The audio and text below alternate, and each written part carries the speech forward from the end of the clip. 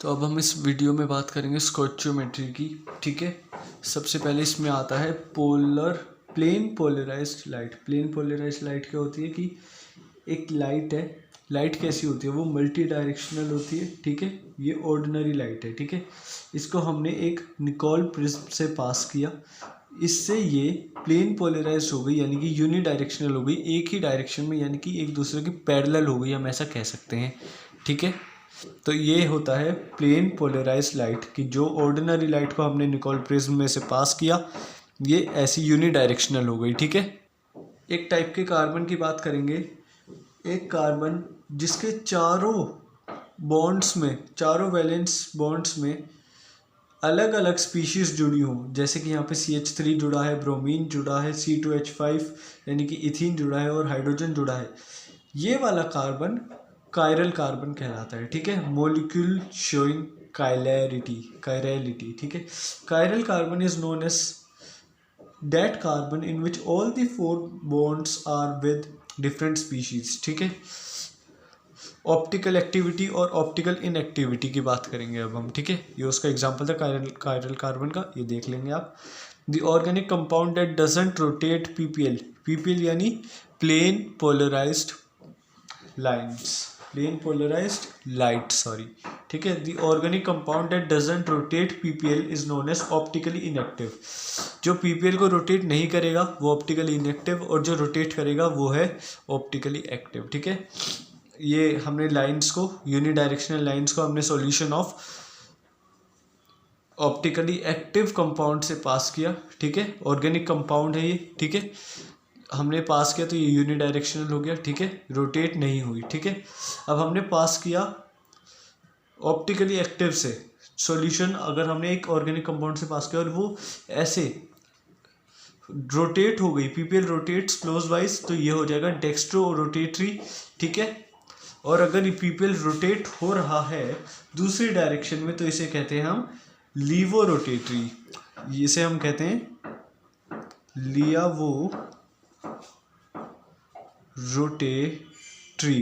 ठीक है, इसे हम कहते हैं लियावो रोटेटरी। ठीक है, इसका मतलब ये कि अगर पास कर रहे हैं किसी ऑप्टिकली एक्टिव से, ऑप्टिकली एक्टिव है तो वो या तो इस डायरेक्शन में यानी कि क्लॉकवाइज डायरेक्शन में रोटेट होगा तो इसे हम कहेंगे डेक्स्ट्रो रोटेटरी, और अगर एंटी क्लॉकवाइज में होगा तो हम इसे कहेंगे लीवो रोटेटरी। ठीक है, अब हम इसे एक बार पढ़ के देख लेते हैं। Those organic compounds that rotates PPL in right और clockwise direction is known as dextrorotatory compound. They are designated as, इन्हें डिनोट किसे कर सकते हैं, D से या फिर प्लस से।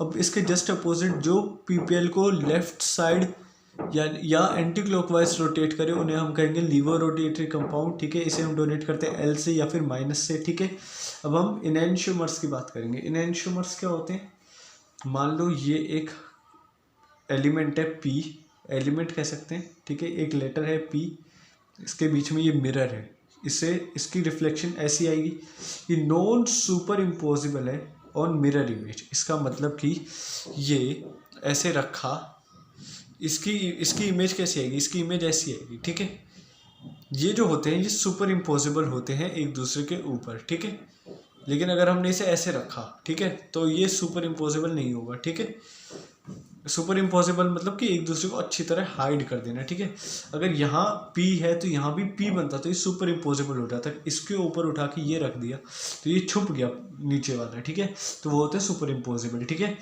जो नॉन सुपर इम्पॉसिबल होते हैं वो ऑप्टिकली एक्टिव होते हैं। ठीक है, या फिर उन्हें कायरल मॉलिक्यूल भी कह सकते हैं। जो जैसे ये है, इसको मैं उठा के यहाँ से यहाँ रख दूँ, इसको उठा के यहाँ इसके ऊपर रख दूँ तो क्या होगा, ये सुपर इम्पॉसिबल है। इसका मतलब जो नीचे वाले दिखेगा ही नहीं। तो ऑब्जेक्ट जो होते हैं, ऐसे ऑब्जेक्ट जो सुपर इम्पोजिबल होते हैं उन्हें ऑप्टिकली इनएक्टिव कहते हैं या फिर अकायरल मॉलिक्यूल कहते हैं। ठीक है, the molecule containing a single chiral carbon is always optically active. एक कंपाउंड दे रखा है, उसके अंदर अगर सिर्फ एक कायरल कार्बन है ना, कायरल कार्बन अभी हमने देखा था, वो स्पीशीज, वो कंपाउंड जिसके अंदर 4 डिफरेंट स्पीशीज जुड़े हुए हैं सिंगल बॉन्ड में। ठीक है, the molecule containing a single chiral carbon is always optically active, वो हमेशा ऑप्टिकली एक्टिव होगा, and known as chiral molecule, and known as chiral molecule, ठीक है। The molecule that doesn't contain chiral carbon, जिसके अंदर कायरल कार्बन है ही नहीं, वो भी आर ऑलवेज ऑप्टिकली इनएक्टिव, वो ऑप्टिकली इनएक्टिव होंगे हमेशा, ठीक है। और उन्हें कहते हैं हम achiral molecule. This stereoisomers which are mirror images of each other and non super imposable, ये एक दूसरे की मिरर इमेज है, ये एक दूसरे की मिरर इमेज है और नॉन सुपर इम्पोजिबल है, इन्हें हम कहते हैं इनएंशियोमर्स, ठीक है। The different arrangements of a compound are always known as stereoisomers, मतलब कि एक कंपाउंड के डिफरेंट अरेंजमेंट्स को हम क्या कहते हैं, स्टीरियोआइसोमर्स। जैसे कि ये एक एग्जांपल है कि ये क्या है, ये देखो ये CH3 सिंगल बॉन्ड, ये एक हमें कायरल कार्बन दिख रहा है, ठीक है। हमने लगा दिया मिरर लगा दिया तो ये इधर का इधर हो जाएगा। नॉन सुपर इम्पॉसिबल अगर डायरेक्ट पलट उठा के यहाँ रख दिया तो ये इससे नहीं छुपेगा, ठीक है। नॉन सुपर इम्पॉसिबल है, इसका मतलब ऑप्टिकली एक्टिव है, कायरलिटी है, ठीक है। तो A एंड B आर इनएंशियोमर्स। अब इसे देख लेते हैं, इसे उठा के सीधा यहाँ रख दिया तो सुपर इम्पॉसिबिलिटी आ रही है, यानी कि ऑप्टिकली इनएक्टिव है, ठीक है। ऑप्टिकली इनएक्टिव है इसलिए इन्हें अकायरलिटी कहते हैं, ठीक है। Enantiomers are identical in terms of physical properties like melting point, etc. They only differ in terms of rotation of ppl. That is, if one enantiomer is dextrorotatory, then the other one is linear rotatory and vice versa. ठीक है। When enantiomers are mixed in equal proportions, then the formed compound will be optically inactive. Because both the enantiomers will cancel out each other's rotation, such mixture is known as racemic mixture or racemic modification. इसका मतलब ये है कि जो enantiomers होते हैं उनकी physical properties same होती हैं, ठीक है, आइडेंटिकल होती हैं, मतलब कि सेम होती हैं। They only differ in rotation, कि मतलब अगर एक क्लॉकवाइज घूम रहा है तो दूसरा एंटी क्लॉकवाइज घूमेगा, ठीक है। यानी कि अगर डेक्स्ट्रो रोटेटरी है एक तो दूसरा लीनियर रोटेटरी होगा या फिर वाइस वर्सा, ठीक है। When enantiomers are mixed in equal proportions, enantiomers हमने इक्वल प्रोपोर्शन में मिक्स किए, ठीक है। The compound form will be optically inactive, जो कंपाउंड फॉर्म होगा वो ऑप्टिकली इनएक्टिव होगा, क्योंकि both the enantiomers will cancel out, एक इधर जा रहे एक इधर जा रहे, दोनों एक दूसरे की रोटेशन को कैंसल आउट कर देंगे। और ऐसे मिक्सचर्स को हम कहते हैं रेसेमिक मिक्सचर या फिर रेसेमिक मॉडिफिकेशन, ठीक है। रेसेमिक मिक्सचर की या फिर रेसेमिक मॉडिफिकेशन की सिंबल क्या है, प्लस माइनस और D/L, this is represented as this. Clear है। अब यहाँ पे हम एक क्वेश्चन देख लेते हैं, why plus minus butane Z ol is optically inactive. अब यहाँ पे प्लस माइनस है, प्लस माइनस का मतलब D/L, यानी कि इसमें डेक्स्ट्रो रोटेटरी भी है और ये लीनियर रोटेटरी भी है। अब डेक्स्ट्रो लीनियर रोटेटरी है, अब ये डेक्स्ट्रो लीनियर रोटेटरी है तो एक दूसरे की कैंसिल कर देंगे, किसको, रोटेशन को। तो एक बारी पढ़ के देख लेते हैं, because it is a racemic mixture, और जो एक दूसरे की रोटेशन को कैंसिल कर देते हैं ऐसे मिक्सचर को हम कहते हैं रेसिमिक मिक्सचर, ठीक है। किससे पता चला, प्लस माइनस से हमें ये बात पता चलेगी, ठीक है। Two mixture in which two enantiomers are present in equal proportion, ठीक है, and cancel out each other optical activity या फिर रोटेशन, ठीक है। जो प्रोसेस है formation of racemic mixture from enantiomers is known as racemization, मतलब कि इनएंशियोमर्स से रेसिमिक मिक्सचर को बनाने का जो प्रोसेस है, यानी कि इक्वल प्रोपोर्शन में इनएंशियोमर्स को लेने का, उन्हें मिक्स करने का जो प्रोसेस है उसे क्या कहते हैं, रेसिमाइजेशन, ठीक है। अब यहाँ पे हम देखेंगे retention and inversion.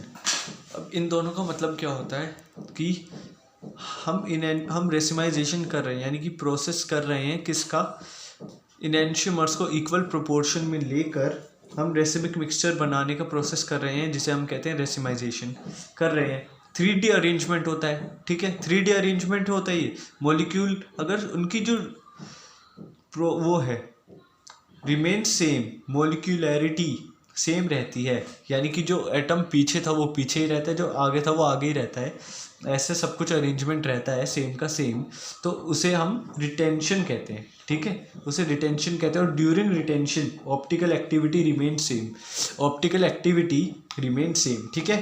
If during the process the 3D arrangement of the molecule gets inverted, आगे हाइड्रोजन था, पीछे ब्रोमीन था, अब वो जब हमने मिक्स करके रेसमिक मिक्सचर बना लिया तो पीछे ब्रोमीन चला गया, आगे हाइड्रोजन, नहीं उल्टा हो गया ना, तो आगे ब्रोमीन आ गया और पीछे हाइड्रोजन आ गया, तो रिवर्स हो गई ना, तो इसलिए इसे कहते हैं इन्वर्जन, ठीक है।